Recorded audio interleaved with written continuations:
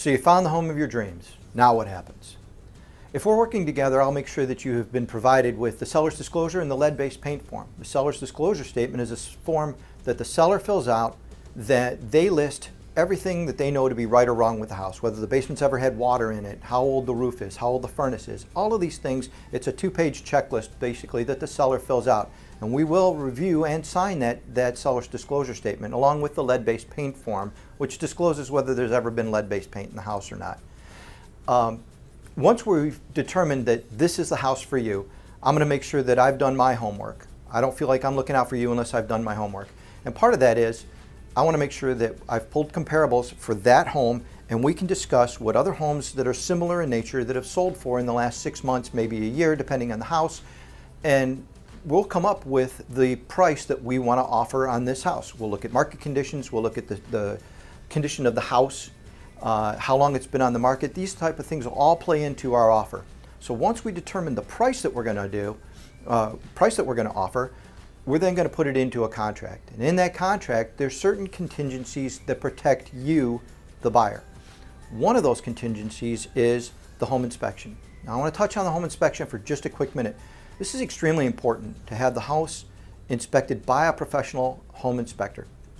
It's important because that home inspector is going to look out for you. They're going to keep your best interest at heart because they're working for you. As you start the buying process, it's very smart to budget $500 to $700 roughly for a home inspection. Now those home inspectors charge based on the square footage of the house and then the additional services that they may provide, to include whether your house has a well or septic and whether you want a radon test done.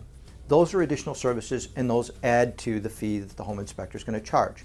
So when we write up the offer, that offer will state the terms of the offer to include the price, to a contingency on being approved if it's not a cash deal, being approved by a lender in a certain amount of time, and we'll talk about that, as well as that home inspection contingency. When I write out the offer, I generally like to ask for 7 days after an accepted offer to have the house inspected and for that inspector to meet with you, and I highly suggest that we schedule it at a time that you can make that appointment as well, because it'll be a class on owning that home.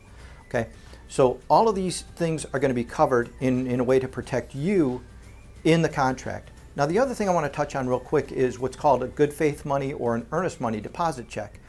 That's a check that you, the buyer, write to secure you into the deal. It shows that the seller that you're serious about making an offer. And it's a check that's written to the selling agent's broker. So in our case, it would be Remerica United Realty, okay? And we agree on an amount that is appropriate based on the sales price, and we can talk more about that offline. So the earnest money deposit is a check that's written by you, it's cashed, it's placed in a non-interest bearing account by state law, and it's held until the closing, and you'll see that back as a credit to you at the closing table. Now, how would you possibly lose the earnest money deposit? If everything has gone through the whole process without a hitch, the inspection's gone through, you've been approved by the mortgage, everything is going through fine, and the day before closing, you just arbitrarily just decide you don't want the house anymore, well then the seller may have a right to ask for some or all of that earnest money deposit, and there's procedures that go in place with that. It's basically the only way that you would lose that earnest money. Otherwise, you'll see it as a credit to you. So once the offer is written, the earnest money deposit is listed, the contingencies are listed, then the offer gets presented to the listing agent, okay? And I'll take care of doing that. The listing agent will review it. If they've got any questions, they'll send it to me. We'll get back and forth on any questions that may be answered.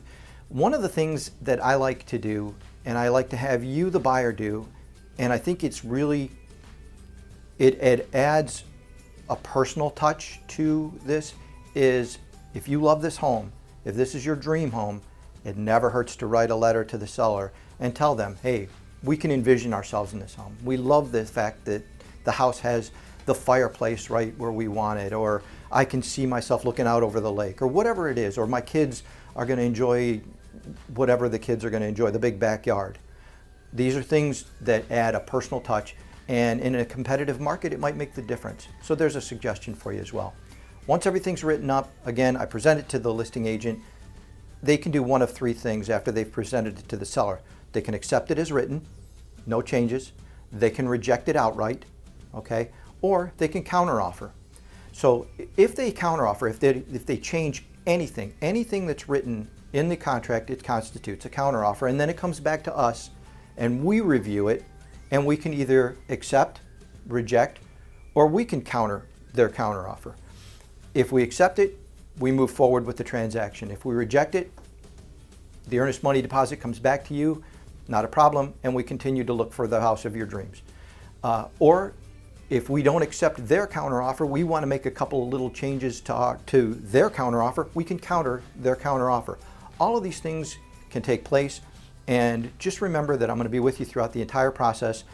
We're going to work together as a team to find you the home of your dreams. If you've got any questions, if you've got any comments, please get with me. Again, I'll be with you throughout the whole process, and I'm happy to help out.